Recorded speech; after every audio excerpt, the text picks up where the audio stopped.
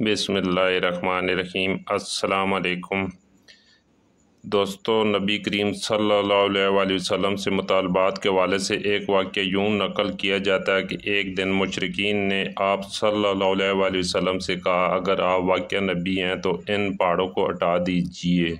जिनकी वजह से हमारा शहर तंग हो रहा है, ताकि हमारी आबादियाँ फैल कर बस जाएँ, और अपने रब से कह कर ऐसी नहरें जारी करवा दें जैसी शाम और इराक़ में हैं, और आप हमारे बाप दादाओं को दोबारा ज़िंदा करा के दिखाएं, और इन दोबारा ज़िंदा होने वालों में कस्सी बिन कलाब ज़रूर हो, इसलिए कि वो नहायत दाना और अक्लमंद बुज़ुर्ग था। हम उससे पूछेंगे आप जो कुछ कहते हैं सच है या झूठ। अगर हमारे इन बुज़ुर्गों ने आपकी तस्दीक कर दी और आप सल्लल्लाहु अलैहि वसल्लम ने हमारे ये मुतालबे पूरे कर दिए, तो हम आपकी नबूवत का इकरार कर लेंगे और जान लेंगे कि आप वाक़या अल्लाह की तरफ से भेजी हुए हैं। अल्लाह ताला ने आपको हमारी तरफ रसूल बनाकर भेजा है, जैसा कि आप दावा करते हैं। दोस्तों, कहते हैं कि उनकी ये बातें सुनकर नबी करीम सल्लल्लाहु अलैहि वसल्लम ने इरशाद फरमाया, मुझे इन बातों के लिए तुम्हारी तरफ रसूल बनाकर नहीं भेजा गया, बल्कि मैं तो इस मकसद के लिए भेजा गया हूँ कि एक अल्लाह की इबादत करो। दोस्तों, कहते हैं एक मुशरिक कहने लगा, आप इस तरह खाते हैं जिस तरह हम खाते हैं, इसी तरह बाज़ारों में चलते हैं जिस तरह हम चलते हैं, हमारी तरह ही ज़िंदगी की ज़रूरियात पूरी करते हैं, लिहाजा आपको क्या हक़ है कि नबी क्या कर ख़ुद को नुमाया करें, और यह कि आपके साथ कोई फरिश्ता क्यों नहीं उतरा जो आपकी तस्दीक करता है। इस पर अल्लाह ताला ने सूरह फुरक़ान की 7वीं आयत नाज़िल फरमाई, जिसका तर्जुमा ये है, और ये काफ़िर लोग रसूलुल्लाह सल्लल्लाहु अलैहि वसल्लम की निस्बत यूँ कहते हैं कि इस रसूल को क्या हो गया कि वो हमारी तरह खाना खाता है और बाज़ारों में चलता फिरता है, उसके साथ कोई फरिश्ता क्यों नहीं भेजा गया कि वो उसके साथ रह कर डराया करता, इसके पास गैब से कोई ख़जाना आ पड़ता, या इसके पास कोई गैबी बाग होता जिससे ये खाया करता। और ईमान लाने वालों से ये ज़ालिम लोग ये भी कहते हैं कि तुम तो एक बेअक्ल आदमी की राह पर चल रहे हो। और दोस्तों, इसके बाद जब मुशरिकीन ने ये कहा कि अल्लाह ताला की ज़ात इससे बहुत बुलंद है कि वो हम ही में से एक बंदे को रसूल बनाकर भेजे, तो इस पर अल्लाह ताला ने सूरह यूनुस की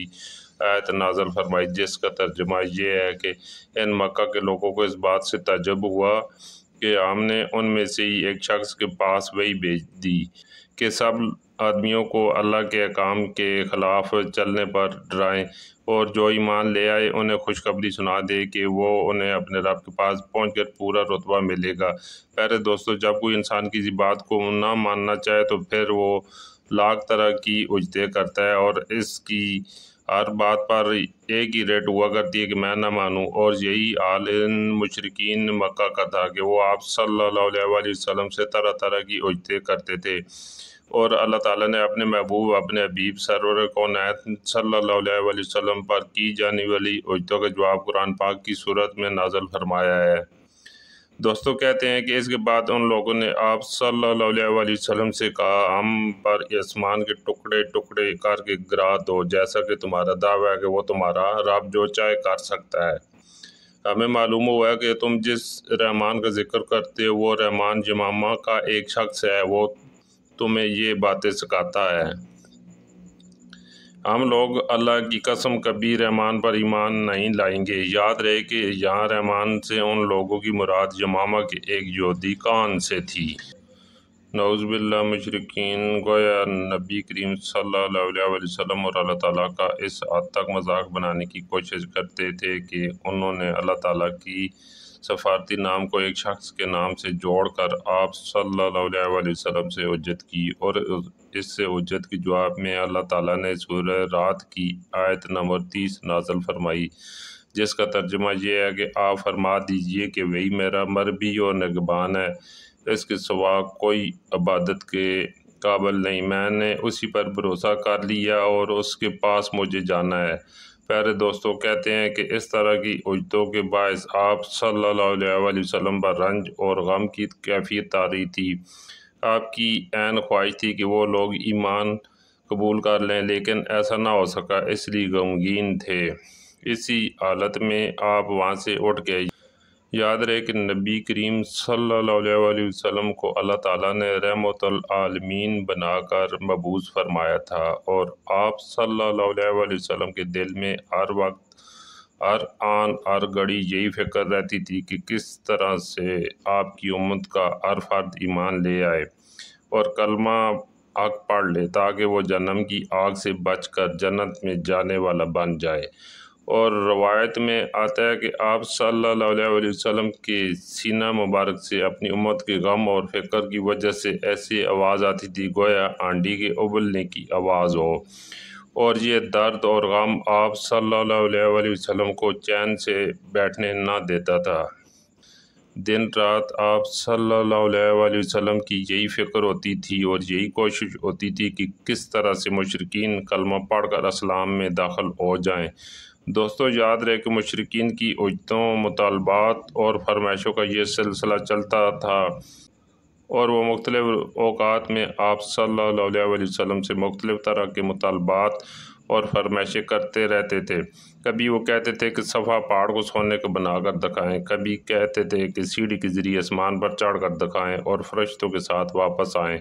ان کی تمام باتوں کے جواب میں اللہ تعالیٰ نے حضرت جبرائیل علیہ السلام کو آپ صلی اللہ علیہ وسلم کی خدمت میں بھیجا۔ انہوں نے آ کر کہا، اے محمد صلی اللہ علیہ وسلم، اللہ تعالیٰ آپ کو سلام فرماتے ہیں اور فرماتے ہیں کہ اگر آپ چاہیں تو صفا پہاڑ کو سونے کا بنا دی جائے، اسی طرح ان کے جو مطالبات ہیں ان کو بھی پورا کر دیا جائے، لیکن اس کے بعد اگرچہ یہ لوگ ایمان نہ لائے تو پھر سابقہ قوم کی طرح ان پر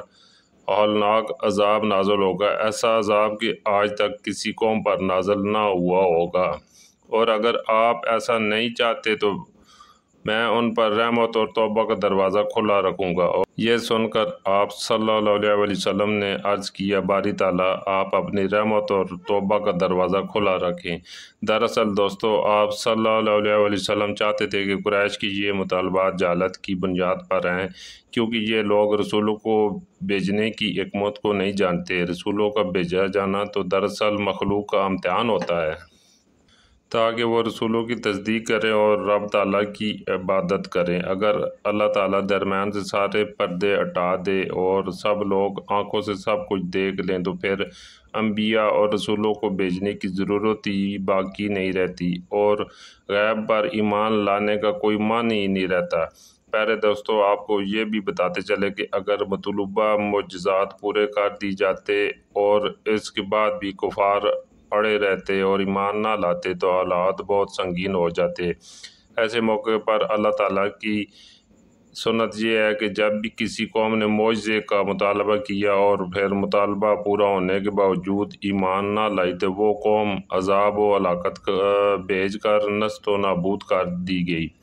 لہذا اگر مطالبہ پورا کر دی جاتا تو عذاب کا آ جانا یقینی تھا، کیونکہ کفار کا مطالبہ ان کے انکار کا ایک بہانہ تھا۔ مطالبہ پورا ہونے کے باوجود بھی انہوں نے ایمان نہ لانا تھا، اس لیے ان کا مطالبہ پورا نہیں کیا گیا، کیونکہ اللہ تعالیٰ کا ارادہ نبی کریم صلی اللہ علیہ وسلم کی امت کو محفوظ رکھنا۔ اور دوستو، یاد رہے کہ مشرکین مکہ یہ مطالبات اور فرمائشیں بھی گزشتہ قوموں کے ان لوگوں کے مطالبات سے مشابہت رکھتے ہیں جو اپنے وقت کے نبی کو پریشان کرنے کے لیے اور آزمائشوں میں ڈالنے کے لیے ایسے مطالبات کرتے تھے، حالانکہ ان کا نبی کو ماننے اور اس پر ایمان لانے کا کوئی ارادہ نہ ہوتا تھا۔ جیسا کہ حضرت صالح علیہ السلام کی قوم نے مطالبہ کیا کہ پہاڑی سے گبن اونٹنی نکل آئے تو ہم آپ پر اور اللہ پر ایمان لائیں گے، لیکن اللہ تعالیٰ کے معجزے کو دیکھنے کے بعد بھی وہ لوگ نہ تو اللہ پر ایمان لائے اور نہ ہی اللہ کے نبی پر، بلکہ انہوں نے اس اونٹنی کو قتل کیا اور پھر اللہ کے عذاب کے مستحق ہوئے۔ تو دوستو، یاد رہے کہ مشرکین مکہ کے جن مطالبات اور ان کی جن فرمائشوں کا ہم ذکر کر رہے ہیں یہ بھی بالکل انہی لوگوں کی فرمائشوں کی طرح ہیں جن کا مقصد سوائے نبی کریم صلی اللہ علیہ وسلم کو آزمائش میں ڈالنے کے اور کچھ نہ تھا۔ پیارے دوستو، یہ ہمارے پیارے نبی حضرت محمد مصطفیٰ صلی اللہ علیہ وسلم کی شان تھی کہ آپ صلی اللہ علیہ وسلم نے ہمیشہ ظلم کا بدلہ بھی احسان کے ساتھ دیا، اور آپ صلی اللہ علیہ وسلم مشرکین کی ظلم و ستم بھی سہتے رہے اور ان کی ہر طرح کی باتوں کو بھی برداشت کرتے رہے، لیکن بہت کم موقع ایسے ہیں کہ جب مشرکین کی جانب سے حد سے تجاوز ہوا تو نبی کریم صلی اللہ علیہ وسلم نے دعا فرمائی، ورنہ آپ صلی اللہ علیہ وسلم نے ہمیشہ مشرکین کی غلطیوں اور کوتاہیوں پر درگزر کا معاملہ فرمایا ہے۔ حضرت عبداللہ بن مسعود رضی اللہ تعالیٰ عنہ بیان کرتے ہیں کہ گویا میں حضور نبی کریم صلی اللہ علیہ وسلم کے اس حال میں دیکھ رہا ہوں کہ جبکہ آپ صلی اللہ علیہ وسلم انبیاء کرام میں سے کسی نبی کا ذکر فرما رہے تھے جنہیں ان کی قوم نے مار مار کر لولوان کر دیا تھا، اور وہ اپنے پرنور چہرے سے خون صاف کرتے ہوئے فرماتے جاتے تھے، اے اللہ میری قوم کو بخش دے کیونکہ یہ لوگ مجھے نہیں پہچانتے۔ دوستو، قربان جائیں نبی کریم صلی اللہ علیہ وسلم کی شفقت پر، ایسا شفیق نبی کہ جس نے پتھر کا جواب پھولوں سے دیا اور ہمیشہ اپنی امت کے لیے دعائیں فرماتے رہے اور اپنی امت کے لیے کبھی بددعا نہ فرمائی۔ مشرکین اپنی نادانی کی وجہ سے آپ صلی اللہ علیہ وسلم کو پریشان کرنے اور آپ صلی اللہ علیہ وسلم کو آزمائش میں ڈالنے کے لیے آپ صلی اللہ علیہ وسلم سے